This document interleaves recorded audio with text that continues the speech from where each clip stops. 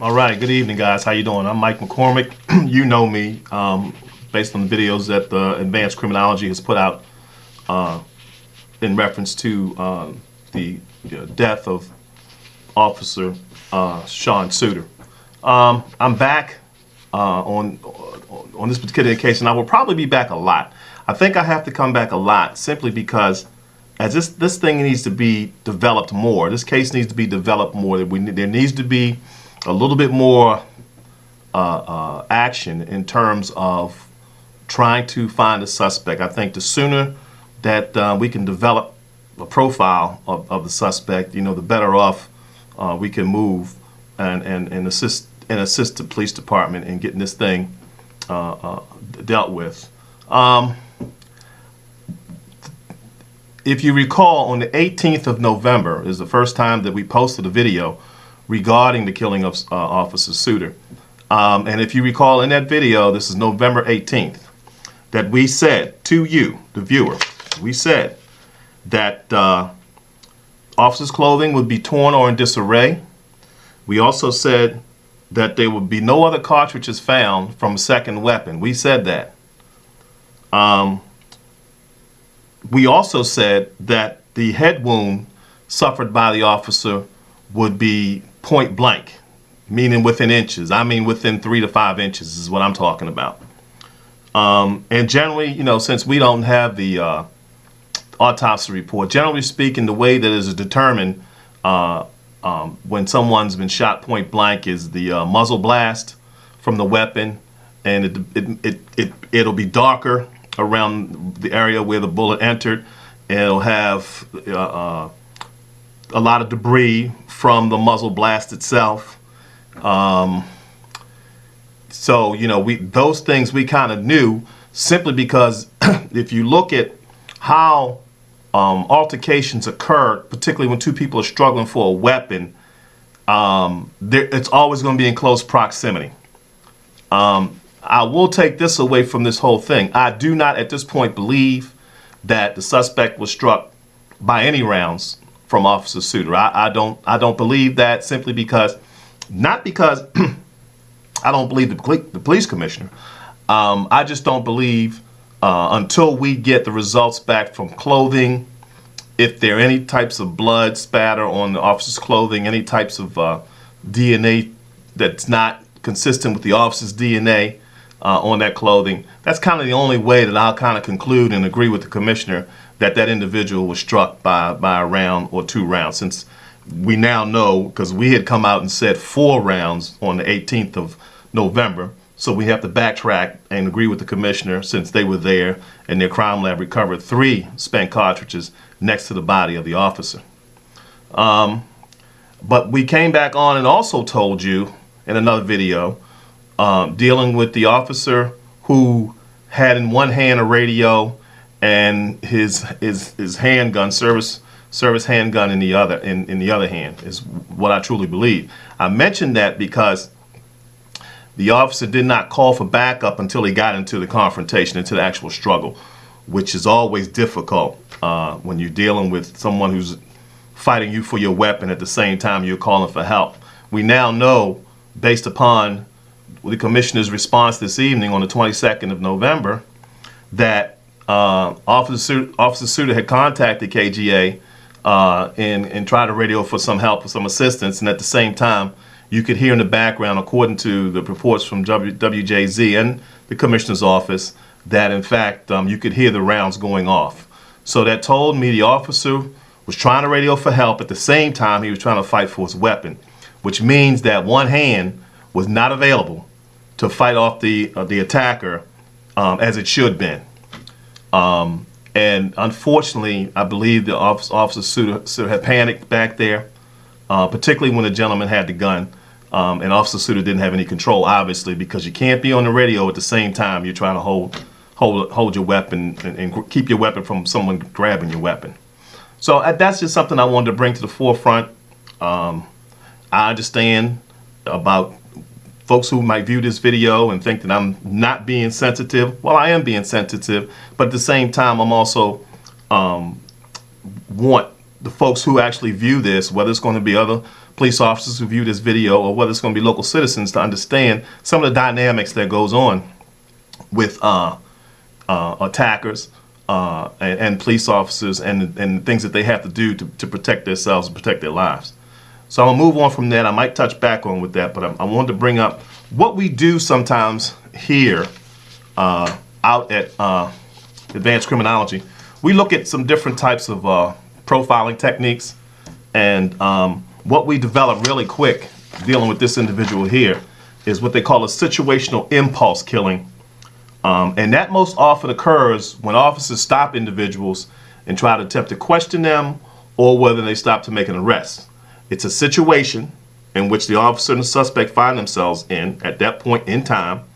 The killing itself is an impulse because the adrenaline in that particular person is flowing, just like the adrenaline is flowing in the officer. The officer's trying to protect his life. The individual is trying to take the officer's life.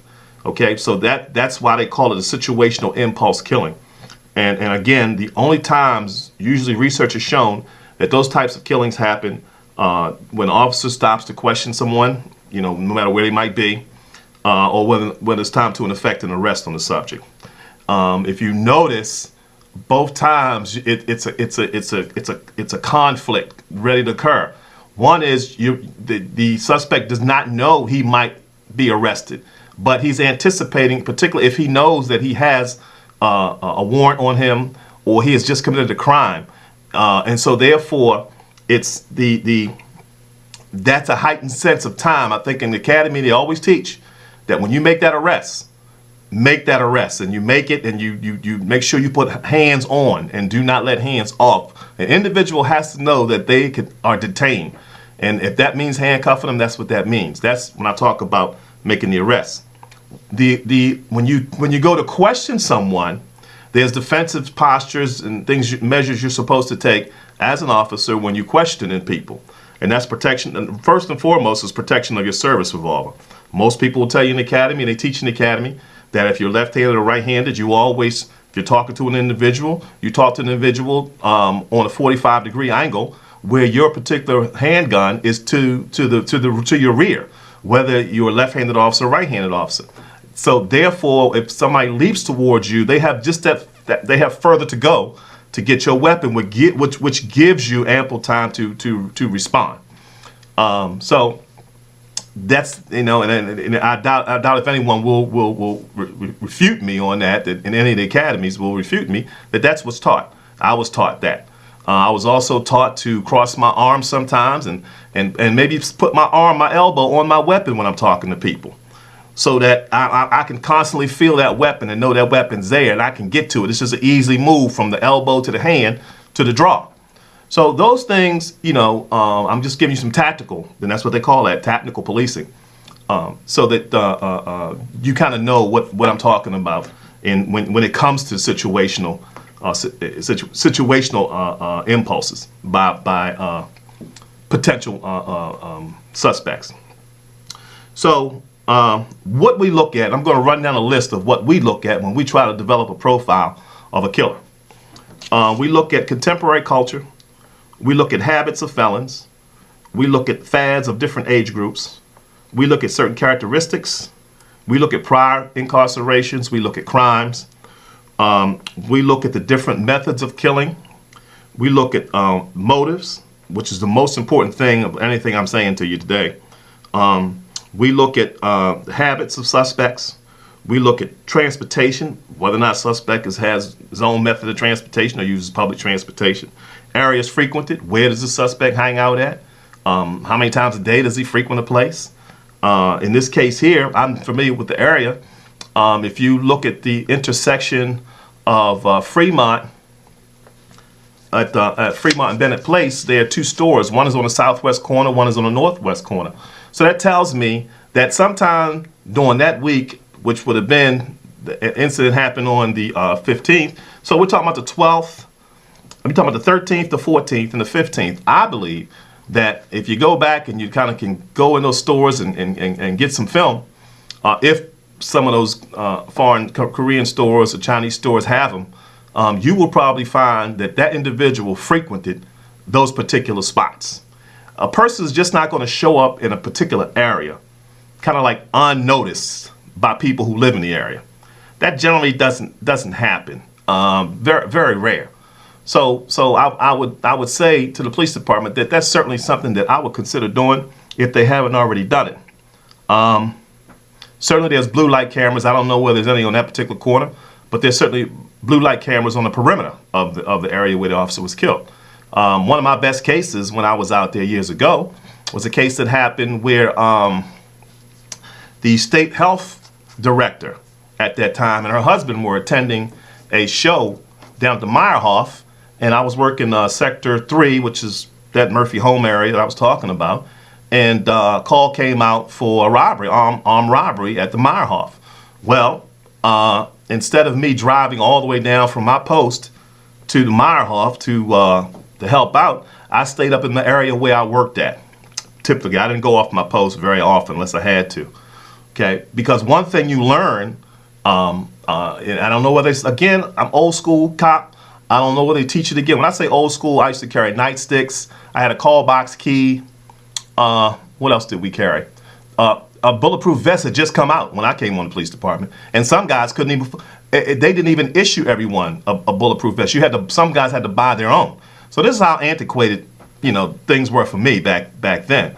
But some of the principles that I'm giving you were standardized principles even back then. Okay, so the technology has changed. So we moved from the nightsticks to the other things that they have today that the officers use. The mace. I think I had a can of mace that the women can buy at the 5 and 10 store. So I mean, come on now. What was I supposed to do with that? But we were also taught hand-to-hand combat a lot more than what they're taught today in the police academy. But this is not about what's being taught and not being taught in the police academy. I'm just giving you an idea of my history. So, the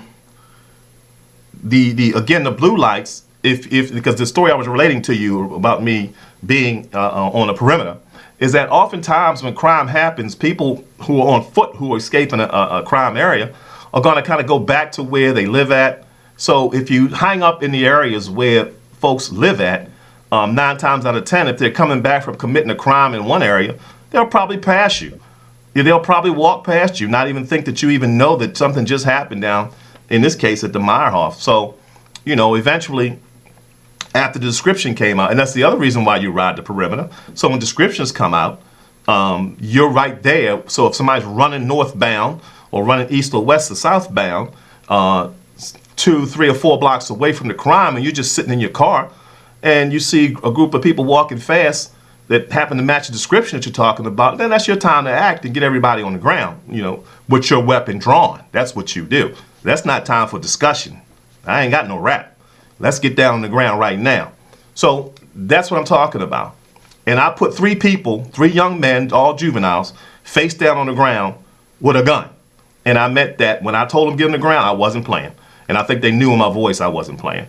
So there's different things that are taught, and there's different ways you're supposed to respond. And in that sector, as sergeant is responsible to make sure that training goes on, lieutenants, district commanders, all that's taught in academy. All of it's taught in training, yearly in-service training. And oftentimes, because, again, I explained to you in the last video, police officers have the tendency to get lax.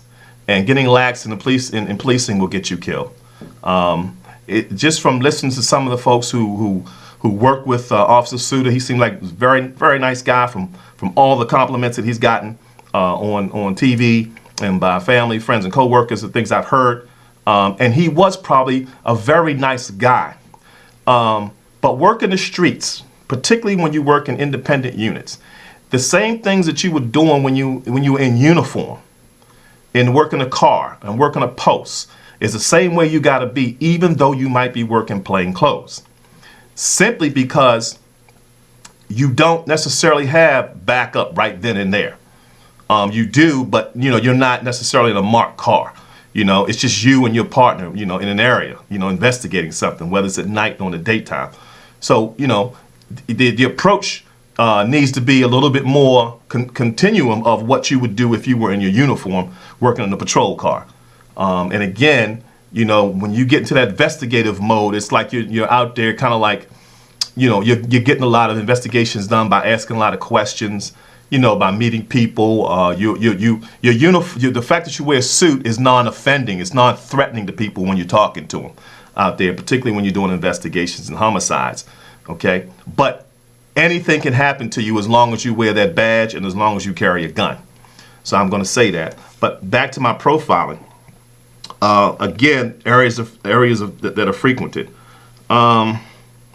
Let's see, social media. Well, I don't know what kind of part right now other than the social media I'm giving you, but social media in this case means that they had a suspect. Let's look at some of his social media contacts just to kind of develop a profile to see what type of individual he is.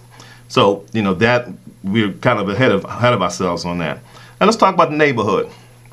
All right, in that neighborhood, and I know it well, in that neighborhood, there's probably 5 types of people, 5 types of ways that folks are living. You're going to have an element of criminals living in that particular neighborhood. Small element, okay? I don't want to get it confused that just because you live in West Baltimore and you live in a poor section of town doesn't mean that everybody in every house is a criminal. What I'm saying to you is that there's going to be an element of individuals who have been incarcerated before, locked up before, okay, who live in those areas. You're going to have an element of working people. You're going to have few people who own homes. This is not the West Baltimore, my mother's day and age, back in the 60s, back in the 70s, where you had homeowners. It's going to be mostly renters. And in some of those abandoned buildings, you're going to have people who squat. They basically tear the boards off and set up shop and stay there, put a heater in there, and very few questions even asked to the squatters. So those are the several type of people that you will find in that particular neighborhood. So you've got some element of the criminals running through there. You've got the working folks who come in and out every single day, do what they're supposed to do, but they have to live amongst the criminals, okay? And you have very few homeowners. You have mostly renters in that area, and again, squatters in some of the abandoned buildings. Okay, so when we look at a profile that we develop on a particular suspect, in this case it's very difficult because we don't have a full-out description, as the commissioner said, that they didn't have a description. We don't even have a physical description of this individual. And this is bad. This is bad altogether because at least with the physical, you can kind of, you know, put it out there, and we have a partial. All this is partial. All we have is a partial clothing description. That's all we have.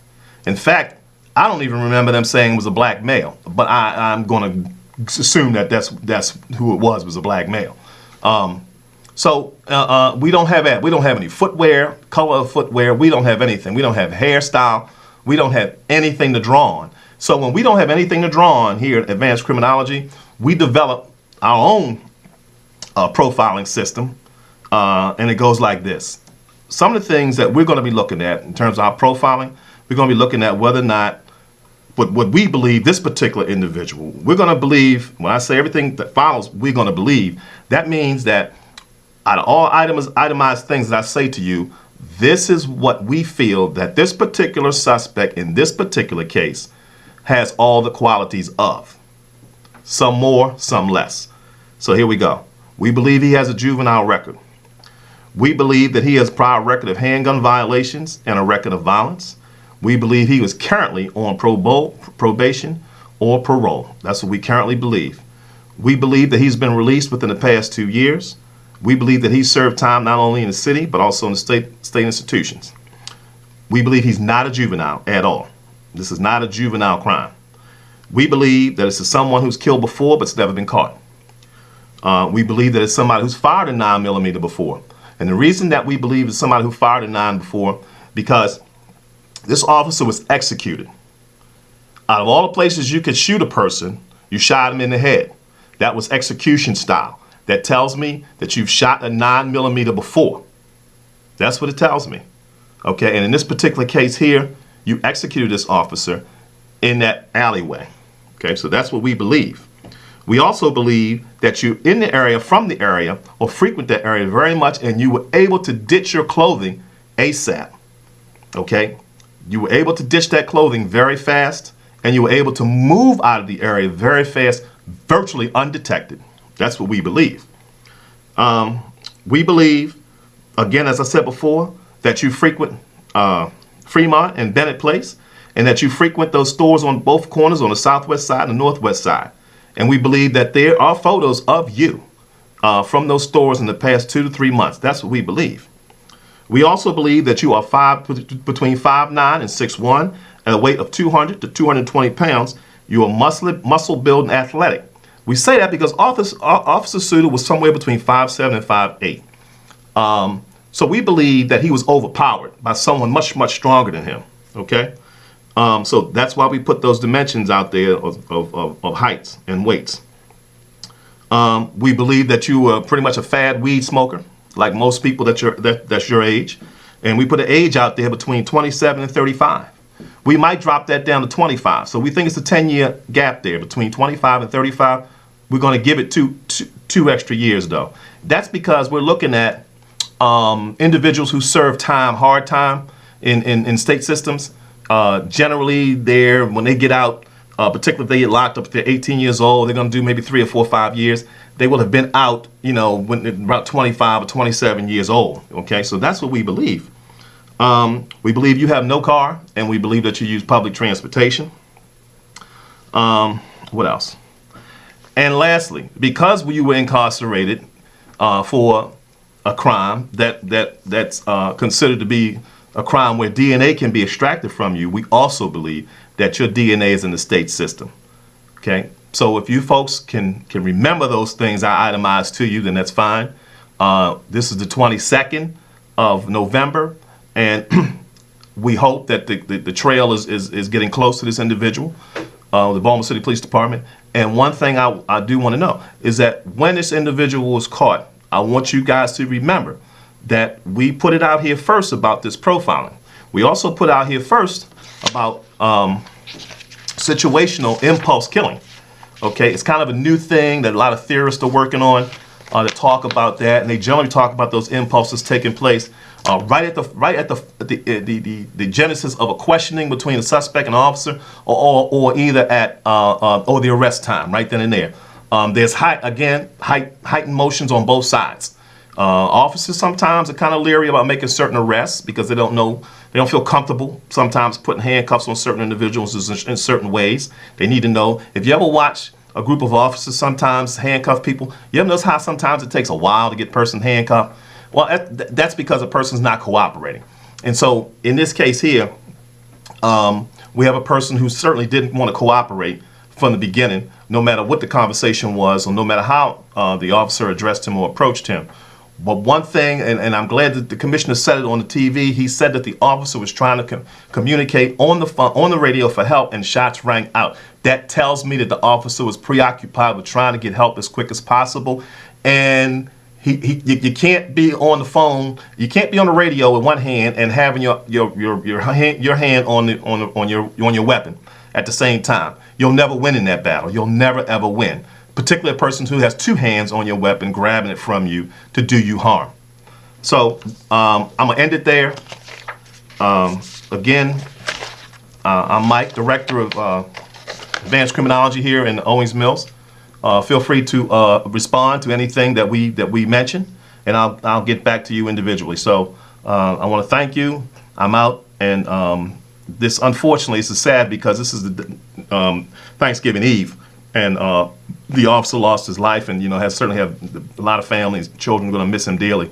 But I do wish the rest of you a good Thanksgiving, and I'll see you back when I come back on Friday. Take care.